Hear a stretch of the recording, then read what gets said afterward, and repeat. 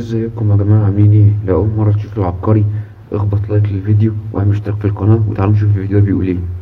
حبايبي عاملين ايه النهارده؟ نعمل مع بعضنا تختيارة المحشي.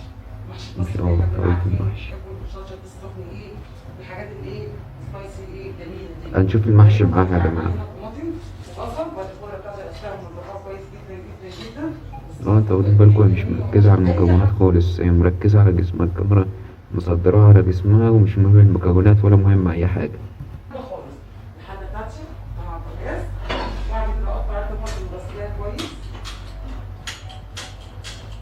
احنا مش شايفين الحلة ولا شايفين البوتاجاز، احنا شايفين جسمها بس يا جماعة. اهو كده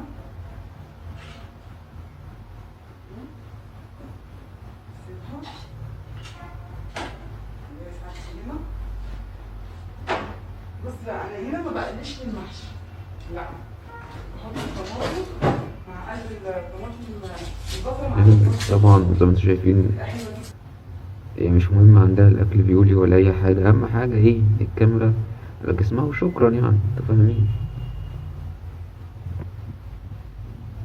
برضو نفس الست المفروض إن هي بتركب ستارة،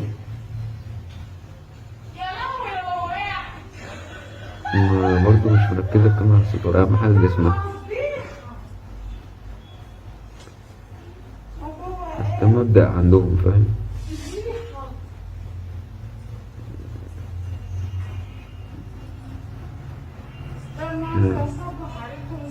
هتبقى فضيحة.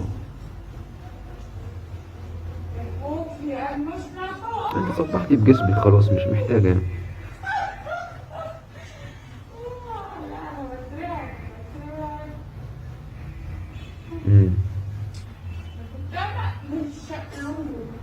مظنش شايفين يا جماعة، هي ما بتقولش برضه أي كلام، يعني اللي مستني على تعلمه ازاي تركب الستارة أو أي حاجة ما تنتظرش حاجة زي كده. هي زي ما قلتلكوا، هي ولا يهمها أكل ولا يهمها ستارة، هي أهم حاجة عندها تبين جسمها وبس يعني.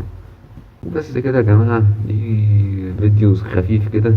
عجبك الفيديو اعمل لايك واشترك في القناة، انتظروا كل جديد.